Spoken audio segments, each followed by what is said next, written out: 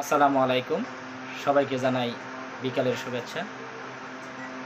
যে যেখান থেকে দেখতেছেন সবার প্রতি রইল ভালোবাসা। আশা করি সবাই ভালো আছেন, ভালো থাকবেন এই প্রত্যাশা। আমরা মানুষ একে অপরের সহযোগিতার্থে সুসম্পর্ক বজায় রাখার চেষ্টা করব, সেই আশাবাদ প্রত্যেকটা মানুষেরই থাকা উচিত। আপদে বিপদে আত্মীয় স্বজন থেকে শুরু করে বন্ধুবান্ধব সকলেই একে অপরের সহযোগিতা করা একান্তই মানুষের কাজ। কেননা অর্থ সম্পদ, টাকা পয়সা এগুলো হচ্ছে ক্ষণস্থায়ী একটা জীবন, ক্ষণস্থায়ী ব্যবস্থা। মানুষের জীবদ্দশায় সব কিছুর প্রয়োজন আছে। যেমন অর্থ সম্পদের প্রয়োজন আছে, তেমনি সম্পর্ক বজায় রাখার জন্য যে মন মানসিকতা, যে আত্মতৃপ্তি পাওয়ার জন্য যা করণীয় তা করতে হবে। আমরা হয়তোবা বাঁচব ধরেন 60 থেকে 70 কিংবা 80 বছর। যখন আমাদের গায়ের জোর, শক্তি, সামর্থ্য সব কিছু কমে যাবে, আস্তে আস্তে ধীরগতি হয়ে যাবে, তখন এই ভেবে আফসোস যেন না করতে হয় যৌবনের তাড়নায় আমরা কি করেছি। টাকার গরম, লোকবলের গরম সব কিছুই ক্ষণস্থায়ী। আপনি আমি দুদিন অসুস্থ হয়ে দেখেন, তখন আপনি অনুতাপ করতে পারবেন। যদি আপনি অনুতাপ না করেন, আপনার মন মানসিকতা এতটাই নিকৃষ্ট যে আপনি এগুলো ধারণা করার কারণ আল্লাহ পাক ওই বিবেক হয়তোবা আপনার জন্য নষ্ট করে দিয়েছেন, নয়তোবা আপনি অর্থলোভী।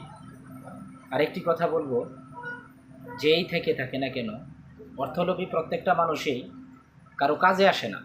আপনি চিন্তা করে দেখবেন, হয়তোবা আপনি দেখতে পাবেন অর্থলোভী মানুষগুলো আপনাকে ব্যবহার করবে। কোনো কাজে বা কোনো কর্মে প্রয়োজনে আপনাকে ফোন দিবে, যখন প্রয়োজন পড়বে না বা প্রয়োজন হবে না, তখন কোনো কর্মের জন্য তাদের শরণাপন্ন হলে, যদি আপনি ধরেন 10,000 টাকার জন্য ঠেকলেন, তার কাছে যদি যান 10,000 টাকার জন্য, সে একটি বুদ্ধি খাটাবে। বুদ্ধিটা হলো আপনাকে ভালা মন্দ কিছু আপ্যায়ন করবে, হয়তো বা বিস্কিট বা যে কোনো, এমনভাবে আপ্যায়ন করবে যে তার প্রতি আপনার খুব আন্তরিকতা, এমন আন্তরিকতা হয়তো বা আর কারো নেই, সে এমন একটি ভাব ধরবে। কিন্তু আপনি গেলেন টাকার জন্য, হয়তো বা কোনো কাজে প্রয়োজন বিদায়িত গেছেন, কিন্তু তার কাছ থেকে সেই সাহায্য আপনি পাবেন না। আপনাকে চা বিস্কিট ইত্যাদি দিয়ে মন ভরিয়ে দিবে। আসলে আমরা মানুষ রোগে সুখে বিভিন্নভাবে শোকার্ত হয়ে থাকি। যখন একটা মানুষ কোনো দুর্ঘটনার শিকার হয়, তখন ওই মানুষটাই বলতে পারে তার ব্যথাটা কতটুকু বা কীরকম। আসলে আমাদের সবারই উচিত কোনো আত্মীয় স্বজন অসুস্থ হলে তাদের খোঁজ খবর নেওয়া। অন্তত পক্ষে যদি আমরা ব্যস্ততায় থাকি, যদি ব্যস্ততার মধ্যে কোনো প্রকারই তাদের যাওয়া সম্ভব না, এখন হচ্ছে ডিজিটাল যুগ, সবার বাড়িতেই অন্ততপক্ষে প্রত্যেকটা ব্যক্তির হাতেই মোবাইল আছে। তাদেরকে ফোন দিয়ে বা বিভিন্নভাবে তাদের খোঁজখবর নেওয়া আমাদের কর্তব্য, এমনকি নৈতিক দায়িত্ব। কেউ যদি আপনার সাথে বা আমার সাথে, যার সাথেই হোক, কোনো অন্যায় করে, ধরলাম সে আপনার সাথে বড় অন্যায় করছে, তার প্রতি আপনার রাগ হতে পারে, রাগ, কিন্তু ভালো মন মানসিকতার লোকগুলো এইসবের তোয়াক্কা না করে, দায়িত্ব বলে একটা জিনিস আছে, দায়িত্বর খাতিরে হলেও, মন থেকে না চাইলেও দায়িত্বর খাতিরে হলেও তাদের খোঁজ খবর নেওয়া জরুরি। এটা হচ্ছে মানবিকতা সম্পন্ন একটি কাজ। প্রত্যেকটা মানুষেরই জীবন ব্যবস্থায় বিভিন্ন রকম বাধা, ঘাত, প্রতিঘাত থাকে। এক একজন মানুষ এক এক রকম দৃষ্টিভঙ্গি হয়ে থাকে, সবার দৃষ্টিভঙ্গি এক না।